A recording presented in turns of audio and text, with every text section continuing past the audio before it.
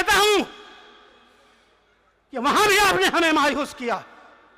आप अगर उसका हाथ पकड़ लेते, आप केजरीवाल के खिलाफ एजिटेशन करते, आप मैदान में आते, खुदा की कसम पूरा ओगला तुम्हारी पीठ पे खड़ा होता। और लीडर की ताकत उसकी कौम हुआ करती है, उसके पीछे खड़ी हुई भीड़ हुआ करती है जमहूरियत में, और तुमने वो मौका गंवा दिया। तुमने वो मौका, मेरे भाई, मेरे छोटे भाई, तुमने वो मौका गंवा दिया। आखिरी मौका तुम्हारे पास था, और मैं फिर कहता हूं कि आज भी है। खुदा की कसम खा के कहता हूं, सिर्फ ओखला के नहीं, पूरे हिंदुस्तान के मुसलमान तुम्हें अपने सर का ताज बना लेंगे। तुम एक मिसाल कायम कर दो। लेकिन एक बार मैं एक मिसाल तुम्हें सुनाता हूं। किशनगंज में पार्लियामेंट का चुनाव हो रहा था। जनता दल यूनाइटेड नीतीश कुमार की पार्टी से अख्तरुल ईमान साहब, जो इस वक्त वहां पर स्टेट के मजलिस इत्तेहादुल मुस्लिमीन के सदर हैं और एमएलए भी हैं, वो उस वक्त जेडीयू से एमएलए थे, एक्स मिनिस्टर थे उसी पार्टी से रहे हुए। मौलाना असरारुल हक कासमी का और उनका टकराव हो गया इलेक्शन में। दोनों का इलेक्शन बराबर हो गया। जैसे आज शिफाउर रहमान और अमानतुल्लाह का, अमानतुल्लाह बहुत पीछे है, शिफाउर रहमान का इलेक्शन बहुत ऊपर है। उस वक्त अख्तरुल ईमान ने जब यह पोजीशन देखी, एक तरफा खड़े होकर के ऐलान कर दिया कि मैं मौलाना असरारुल हक कासमी के हक में इलेक्शन से विड्रॉल करता हूं। अमानत भाई, मैं तुम्हें दावत दे रहा हूं, इस मंच से दावत दे रहा हूं, आओ तुम ऐलान कर दो पब्लिक के बीच में खड़े होकर के कि मैं केजरीवाल की झाड़ू फेंक करके मैं शिफाउर रहमान के पीछे खड़ा हो रहा हूं, शिफाउर रहमान के हक में इलेक्शन से दस्तबरदार होता हूं, मैं इलेक्शन नहीं लड़ूंगा, मेरी कौम के लोग शिफाउर रहमान को वोट दो। तो मेरे दोस्तों, मैं गारंटी से कहता हूं, अमानत भाई, मुझे मालूम है कि केजरीवाल उसी दिन तुम्हें निकाल देगा पार्टी से, लेकिन खुदा की कसम, ये कौम जिसका नाम मुसलमान है, पूरे मुल्क में तुम्हें अपने सरों का ताज बना लेगी, तुम्हें अपने कंधों पे उठाए फिरेगी, तुम्हें हीरो बना लिया जाएगा। कुर्बानी देखे तो देखो। तुम दावा करते हो मैंने कुर्बानी दी। क्या कुर्बानी दी? अरे ये कुर्बानी दो और फिर कौन से शिकवा करना कि मैंने कुर्बानी दी थी। काहे की कुर्बानी दे दी? अच्छे खासे यार काउंसलर भी नहीं थे, एमएलए बन गए, 10 साल तक एमएलए बन गए। कुर्बानी दी है या कौन सा कुर्बानी ली है? कौन सा कुर्बानी ले रहे हो मेरे भाई? अपना हिसाब करके देखना। इस इलाके में डेमोलेशन पहले भी होते थे, अब भी होते हैं। जितनी तुम्हारी उम्र है, इतना वक्त मुझे इस इलाके में रहते हुए हो गया है। मुझे तकरीबन 38 साल हो गए यहाँ रहते हुए, और अमानत की उम्र मेरे ख्याल से 44 साल 42 साल की है। बुलडोजर पहले भी यहां चलते थे, लेकिन इनका रेट जो है वो तो उठा के देख लेना। जब से केजरीवाल की सरकार आई है 10 गुना ज्यादा बढ़ गया। और जिस दिन से एमसीडी में आम आदमी पार्टी आई है, उस दिन से 80 गुना यहां पर डेमोलेशन का रेट बढ़ गया। और आखिरी बात कहता हूं, यह डराया जा रहा है कि अगर इसे वोट नहीं दोगे तो वो जीत जाएगा और बीजेपी आ जाएगी और वो खा जाएगी, उसे वहां से वोट नहीं मिलेगा, इसे यहां से नहीं मिलेगा, उसे वहां से मिल गया, हमें इतना मिल गया। मैं बिल्कुल सीधा सीधा कैलकुलेशन 2 मिनट में आपको समझाता हूं। इस कॉन्स्टिट्यूंसी पे तकरीबन 2,80,000 वोट है, 3,80,000 सॉरी, 3,80,000 वोटों में तकरीबन 2,30,000 वोट मुसलमानों का है। 2,25,000 से 35,000 के बीच में मैं 2,30,000 मानता हूं। 1.5 लाख के करीब गैर मुस्लिम वोट है।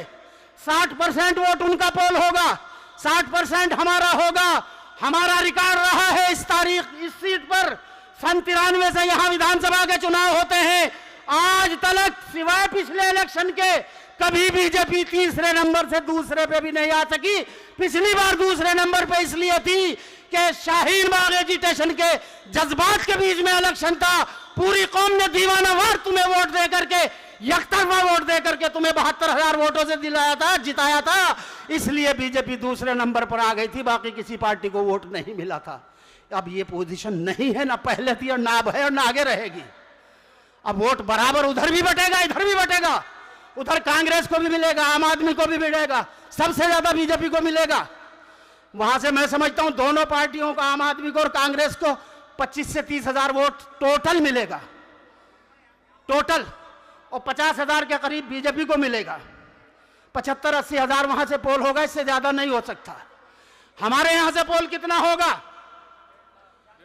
हमारे यहां से पोल होगा 1,60,000 के करीब, हो सकता है 170 भी हो जाए। इलाके के मुसलमानों, गैरतमंद कौम के लोगों, मैं तुमसे कहता हूं कि अपने घरों से निकलो, अपने दोस्तों को, रिश्तेदारों को, अपने अजीजों को, अपने साथियों को निकालो और एक मिशन बना करके अपने सर पे कफन बांध लो 5 तारीख तक कि हमें एक एक वोट शिफाउर रहमान के लिए पोल कराना है। और अमानत को 1,30,000 वोटों से जिताया था, तो इसको 1,40,000 वोट देकर के तुम जिता दो। रिकॉर्ड रहा है इस सीट का। जब जब हमने इकट्ठा होकर के वोट दिया, सन 93 में हमने, हमारी अक्सरियत ने परवेज हाशमी को वोट दिया, जनता दल के टिकट पे जिता दिया। 98 में हमने वोट दिया, उन्हीं को इकट्ठा होकर के कांग्रेस के टिकट पे जिता दिया, फिर जिता दिया, फिर जिता दिया, 4 बार जिताया। और जब हमने इकट्ठा होकर के वोट आसिम मोहम्मद खां को दिया, हमने इंडिपेंडेंट आसिम मोहम्मद खां को भी जिता दिया। एक बार नहीं, 2 बार जिता दिया, कांग्रेस के टिकट पर भी जिता दिया। यह गलतफहमी दूर कर लो कि तुम्हारे वोटों से कोई हारता नहीं, कोई जीतता नहीं। तुम्हारे वोटों से ही जीतता है जो भी जीतता है। तुम अपने वोट इकट्ठा होकर के ताकत के साथ डालो शिफाउर रहमान को। दुनिया की सिवाय अल्लाह के कोई ताकत नहीं है रोकने वाले। और अल्लाह ने, मुझे ऐसा लगता है कि अल्लाह रब्बुल इज्जत ने शिफाउर रहमान की इज्जत के लिए फैसले लिख दिए हैं।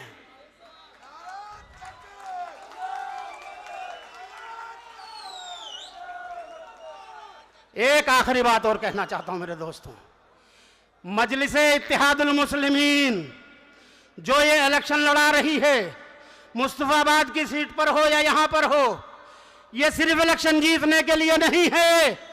मुसलमानों, ये तुम्हारे मुस्तकबिल की क़यादत को तैयार करने के लिए है, जिसको ये सारी सेकुलर पार्टियां और सारी कम्युनल पार्टियां तुम्हारी आजाद इंडिपेंडेंट क़यादत की दुश्मन है, ये खत्म कर देना चाहती है। इनका बस नहीं चलता कि तुम्हारी आवाजों को, एक ओवैसी की आवाज को ये खत्म नहीं कर सके। एक आजम खां की आवाज हुआ करती थी, बावजूद समाजवादी पार्टी में रहने के वो बंदा इंडिपेंडेंट आवाज बुलंद करता था, लेकिन उसको खत्म करने के लिए खुद समाजवादी पार्टी ने साजिश करके बीजेपी के साथ मिलकर के आजम खां का जनाजा निकाल दिया पूरी सियासत का। एक आवाज मुल्क में बची है जिसका नाम असदुद्दीन ओवैसी है। मेरे दोस्तों, मेरा 40-35 साल का तजर्बा यह कहता है कि ये सारे सेकुलर, सारे कम्युनल पार्टियां इस बात पर बिल्कुल मुत्तफिक है, मुत्तहिद है कि मुसलमानों की कोई इंडिपेंडेंट क़यादत इस मुल्क में उभरनी नहीं चाहिए। इसलिए हमारे बीच में से दलाल लोग खड़े किए जाते हैं, हमारे बीच में से एजेंट खड़े किए जाते हैं कि ये जो कम्युनलिज्म फैल जाएगा ये कुछ नहीं कर पाएगा। एक आदमी क्या करेगा, 2 आदमी क्या करेगा। मैं पूछना चाहता हूं, पार्लियामेंट में इंडिपेंडेंट एक ही तो मेंबर है पार्लियामेंट है, असदुद्दीन ओवैसी। हिंदुस्तान के मुसलमानों, मुझे बता दो कौन सा ऐसा मसला है तुम्हारा जिस पर असदुद्दीन ओवैसी ने आवाज ना उठाई हो, और सबसे मजबूत, सबसे ज्यादा दलील के साथ आवाज ना उठाई हो। कौन सा मसला है? मेरे दोस्तों, तुम्हारा एक एक वोट बैरिस्टर असदुद्दीन ओवैसी की ताकत को मजबूत करता है। तुम्हारा एक एक वोट शिफाउर रहमान को ताकत देगा। तुम्हारा एक एक वोट शिफाउर रहमान के साथ में जो 100-150 दिल्ली में जो बंद है लड़के लड़कियां, उनकी ताकत बनता है। और तुम्हारा एक एक वोट हिंदुस्तान भर में शाहीन बाग के नाम से जो मंच लगाए बैठे थे हमारे बच्चे और बच्चियां, जिनकी तादाद 2,500 से 3,000 के बीच में है। ओखले वालों, मेरे दिल की बात खुदा की कसम खा के कह रहा हूं, निकले ना। तुम्हारा एक एक वोट उन सारे बच्चों की ताकत बनेगा, उन सारे बच्चों को हौसला देने वाला बनेगा, उन सारे मजलूमों को ताकत देने वाला बनेगा। खुदा के वास्ते किसी भी प्रोपेगेंडा का शिकार ना हो करके, बिल्कुल यकतरफा हो करके, किसी की ना सुन करके सिर्फ और सिर्फ शिफाउर रहमान को वोट देना। मुस्तफाबाद में मेरी आवाज पहुंचनी हो तो ताहिर सैफी को एक एक वोट डालना। बिल्कुल किसी की चिंता मत करना कौन क्या कहता है, कौन क्या कहता है। मैं समझता हूं दिल से जो बात निकलती है असर रखती है, पर नहीं ताकत परवाज मगर रखती है। अल्लाह हाफिज।